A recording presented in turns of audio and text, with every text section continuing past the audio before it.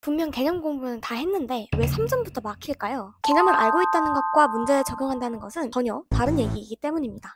오늘은 이 작은 차이가 왜 큰 성적의 차이를 가져오는지 이야기해보도록 할게요. 4, 5등급 때 학생들의 가장 큰 고민은 무엇일까요? 개념은 다 아는 것 같은데 문제가 풀리지 않는다는 것입니다. 바로 이 문장 안에 아주 중요한 힌트가 있는데요. 개념을 외운 것이지 이해해서 연결한 것이 아니라는 겁니다. 지난 영상에서 어려운 3점과 쉬운 4점 문항의 특징들에 대해서 이야기한 적이 있죠. 그 내용 간단하게 다시 정리하면 어려운 3점은 공식 처리로 빠르게 끝날 것 같지만 문제 속 조건으로 함정이 설치되어 있어서 이를 간파하고 제대로 접근해야지만 풀리는 경우가 많고, 반대로 쉬운 4점은 문제가 길고 복잡해 보이지만 단계별로 계산을 정확히 하거나 올바른 공식을 찾아서 대입만 하면 어렵지 않게 풀리는 경우가 많다는 것입니다. 이처럼 어려운 3점과 쉬운 4점뿐만 아니라 이를 넘어선 준킬러 문제까지는 단순히 암기한 개념을 그대로 적용하는 것이 아니라 문제 상황 안에서 해당 개념을 구조적으로 이해해야 문제가 풀리게 됩니다. 어떤 조건이 주어졌을 때 그것이 문제 전체에서 어떤 역할을 하는지를 판단하고 풀이의 흐름을 설계해야 하는 거죠. 즉, 단순히 어떤 내용을 기억하고 있다는 것만으로는 그 본질을 파악했다고 할 수 없으며 개념을 이해했다고 보기 어렵기 때문에 나아가 문제에 적용할 수가 없게 되는 거예요. 따라서 단순하게 개념의 내용, 관련 공식, 기본 유형을 암기하기만 한다면 특정 난이도 이상의 문제는 절대로 풀 수가 없게 됩니다. 대부분의 친구들이 시간을 쏟아도 4, 5등급 때의 성적이 정체되어 있는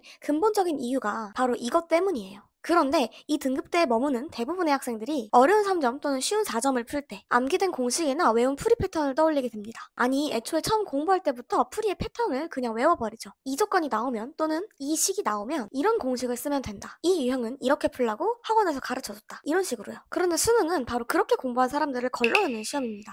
실제 수능이나 평가 문제는 그런 식으로 출제되지 않아요. 조건을 살짝 바꾸거나 논리의 순서를 비틀어 버립니다. 예를 들어 수1에서 단순한 로그의 방정식인 줄 알았더니 출제자는 로그의 정의 자체를 정확히 알고 있는지 묻기 위해서 출제한 경우, 수2 문제에서 미분계수를 구하라고 했는데 사실은 그 칸의 기본적인 개념까지 연계시켜서 풀어야 하는 경우, 이런 상황들이 해당이 될 수가 있겠죠. 이때 기계적으로 외운 풀이만 믿으면 출제자의 의도와 직결된 핵심 조건을 놓치고 무너지게 됩니다. 무너지는 학생들의 전형적인 패턴은 바로 이렇습니다. 1번, 문제를 읽자마자 외운 공식을 떠올린다. 2번, 무조건 대입해서 풀려고 한다. 3번, 연습 때 풀어본 문제에서 조건이 하나라도 바뀌면 당황한다. 4번, 풀이를 설계하지 않고 무작정 시작하니 실수가 많다. 반면에 수학 문제를 분석하고 제대로 풀 줄 아는 사고력 훈련이 된 학생들은 이렇게 합니다. 1번, 문제를 읽고 어떤 조건이 있는지 하나하나 확인한다. 2번, 해당 조건이 어떤 개념을 묻고 있는지 스스로에게 질문한다. 3번, 전체 흐름을 파악한 뒤 적절한 접근 방법을 선택한다. 즉, 문제를 외우려는 사람은 쉽게 무너지고 문제 구조를 분석하는 사람은 절대로 무너지지 않습니다. 수능 수학은 암기력을 보는 시험이 아니에요. 생각하는 힘을 평가하는 시험입니다. 이걸 이해해야 비로소 성적을 바꿀 수 있습니다. 그럼 그 사고력 훈련 대체 어떻게 해야 될까요? 딱 3단계로 해결할 수 있습니다. 1단계, 문제를 읽고 제시된 조건을 표시한다. 빈문학 공부할 때 하던 끊어읽기를 그대로 적용한다고 생각하시면 돼요. 아무 생각 없이 줄줄 그냥 읽지 말고 문제에 나오는 조건들을 표시하고 분류해야 됩니다. 조건은 문제 해결을 위한 재료예요. 재료가 뭔지 모르면 요리를 시작할 수 없듯이 조건 하나하나를 명확히 인식하는 것이 풀이의 첫 단계입니다. 2단계, 각 조건과 연관된 개념을 찾아서 학습한다. 조건을 표시했다면 이제는 그 조건과 연관된 개념을 찾아야겠죠. 문제 속 모든 조건은 반드시 학습한 개념과 연결되어 있습니다. 연결된 개념을 모르면 당연히 조건의 해석이 이루어지지가 않아요. 수학 문제는 각 조건들을 유기적으로 연결해야 비로소 풀리게끔 설계되어 있기 때문에 조건을 하나라도 해석하지 못하면 문제를 풀 수가 없어요. 예를 들어 두 점 사이의 거리를 1단계에서 조건으로 표시했다면 관련 개념으로서 점과 점 사이의 거리라고 하는 내용을 학습할 수가 있겠죠. 이걸 모르면 고1 수학으로 넘어가서 다시 복습하고 오셔야 하는 거고요. 함수의 극대값이 주어진 것을 1단계에서 조건으로 표시했다면 관련 개념으로는 극대와 극소를 연결해야 합니다. 극대값은 어떤 특징을 가지는지, 어떻게 구할 수 있는지 등등을 알아야 하는 거죠. 이 단계에서는 이 조건은 어떤 수학적 개념을 떠올리라고 제시된 걸까? 라는 질문을 스스로에게 끊임없이 던지고 그 답을 고민해 보셔야 합니다. 3단계, 역추론 방식을 토대로 조건을 엮어서 풀이 흐름을 설계한다. 이제 마지막으로 이 문제를 풀어나갈 방향을 정해야 합니다. 여기서 핵심으로 사용되는 게 역추론 공부법이겠죠. 기존에 역추론 공부법에 대해서 언급한 영상이 있으니 궁금하신 분은 한번 참고해주세요. 간략히 설명하면 문제에서 물어보는 것이 무엇인가를 기준으로 내가 당장 붙여서 생각할 수 있는 조건들을 찾기 위해서 해설집의 풀이 과정과 완전히 반대되는 사고를 하는 것을 말해요. 즉, 문제의 마지막 질문을 제일 먼저 봅니다. 결국 내가 구해야 하는 게 무엇이지? 이것을 명확히 한 다음에 그걸 얻기 위해서 필요한 단 한 가지 단서를 추적하면서 거꾸로 내용을 엮어나가는 것입니다. 예를 들면 최종적으로 어떤 두 수의 합을 구하라고 했을 때 그럼 두 수를 알아야겠네? 두 수를 구하려면 뭐가 필요하지? 두 수에 대한 관계식이 필요하겠네? 문자가 두 개니까 식도 두 가지가 필요하겠네? 나머지 식 한 개는 어디서 샀지? 안 쓴 조건은 무엇이 있지? 등등 이런 사고의 흐름을 따라가는 거죠. 그렇기 때문에 이 과정에서는 앞에서 말한 모든 조건과 개념을 논리적으로 연결해서 마치 퍼즐을 맞춰나가는 느낌이 들 거예요. 문제 풀이를 순서대로 따라가는 것이 아니라 목표를 먼저 정하고 그 목표에 도달하는 과정을 스스로 설계한 다음 그 설계도대로 진행할 것이기 때문이죠. 선생님, 무슨 말인지 다 알겠는데 그래서 실제로 공부할 때 어떻게 하면 될까요? 적용이 어려운 친구들을 위해서 오랜만에 수학 문제 예시를 하나 들고 왔습니다. 한번 같이 살펴볼까요? 자, 1-3번 봅시다. 문제가 조금 길어 보이는데 조건 차근차근 보다 보면 결국은 어려운 얘기가 하나도 없을 거거든요. 같이 봅시다. fx래요. 뭐 사인 그래프네? 우리 계속 봐왔던 사인 그래프. 아, f는 사인이구나. 근데 y는 O랑 만나는 점의 x좌표를 앞에서부터 a, b, c라고 한대요. 근데 BC의 길이는 a, b에다가 6을 더한 거라고 하네. 그러면 우리가 관계식을 세워볼 수가 있겠죠. 이따가. 그래서 아, 얘가 이따가 조건에 대해서 해석을 해야 되는 부분이구나. 관계식을 세울 수 있겠구나. 근데 뒤에 보니까 삼각형 넓이가 2분의 15라는 조건도 좋네요. 아, 얘가 두 번째 조건이겠구나. 우리가 이거 두 개를 분명히 방정식으로 세워가지고 문자를 구하겠구나 생각을 하시면서 어떻게 해석을 할지를 고민해보시면 됩니다. 자, 일단 이 그림을 보고 앞에 단위 문제 1, 2번을 풀면서 했던 것들이 생각이 나야 되죠. 한 주기, 한 물결 안에서 같은 위치로 돌아오는 것이 곧 한 주기에 해당이 된다 라고 반복적으로 얘기를 했어요. 또 보면 한 물결 내에서 같은 위치로 돌아오는 거, 상대적으로 같은 위치 이렇게죠. A와 C죠. 아, 그러면 A부터 C까지가 이 주어진 그래프의 한 주기에 해당이 되는구나. 그러면 우리 fx식 형태 주어졌으니까 여기서 주기를 표현을 해볼 수가 있겠죠. 원래 사인 그래프의 주기 2파이를 앞에서 지금 곱해진 거 x 앞의 개수는 b분의 파이죠. 이렇게 된 거구나. 그럼 이거 정리해주시면 파이분의 2b 파이가 되면서 주기가 2b가 됩니다. 아, 이거 한 주기가 2b구나. 요만큼이 2b구나. 이렇게 되네. 자, 그러면 우리가 A와 C의 좌표를 쓸 수가 있게 되겠네요. 예를 들어 라지 A의 X좌표를 K라고 한다고 치면 C는 K 더하기 2B라는 형태로 쓸 수가 있게 됩니다. 자, 그 다음에 우리가 라지 A와 라지 B의 좌표에 대해서 대칭성을 하나 체크를 해볼 수가 있겠죠. 요렇게. 지금 보면 주어진 fx 그래프가 사인을 위로 한 칸 올린 거기 때문에 지금 원래 요렇게 됐던 애가 위로 전체 이 모든 점들이 위로 한 칸 올라가면서 사실 우리는 여기가 1이라는 거를 알 수가 있겠죠. 그러면 생각을 해봤을 때 사인 그래프가 이렇게 원래 주기를 가진 애가 있었는데 위로 한 칸 올린다고 대칭 지점이 바뀔까요? 대칭 x좌표가? 안 바뀌겠죠. 그래서 요 a, 라지 a와 라지 b의 중간에 있는 요 값을 찾는 건 그냥 요 y축 평행이동을 무시한 상태로 요 a의 사인 b분의 파이 x 얘의 대칭 위치를 그대로 가져가도 괜찮습니다.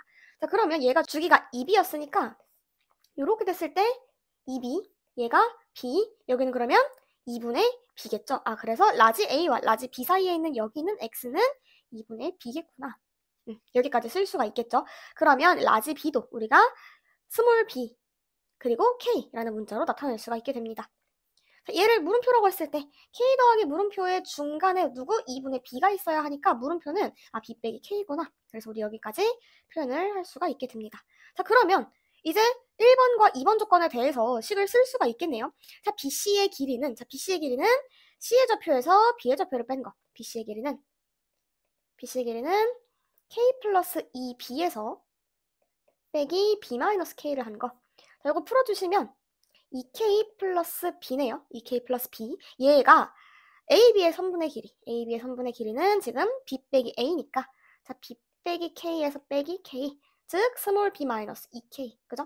자, 이거 집어넣어서 방정식 세워주시면 자, 1번 조건은 2k 플러스 b가 b 마이너스 2k에 플러스 6이다 이렇게 나오네요. 자, 이거 먼저 풀고 2번 조건으로 넘어갑시다. 자, b는 지금 왼쪽 오른쪽에서 다 소거가 되면서 4k가 6이라고 하는 식이 나오고 그럼 우리 k 값은 2분의 3이구나 찾을 수가 있겠죠. 자, 그 다음에 삼각형 넓이가 2분의 15다. 이걸로 넘어갑시다. 삼각형 넓이. 자, 그러면 2번. 삼각형은 밑변 곱하기 높이고 우리가 아까 퀘스천에서도 봤지만 평행하는 두 직선 사이에서 이렇게 삼각형이 만들어지게 되면 평행선 사이 거리도 볼 수 있다고 했어요.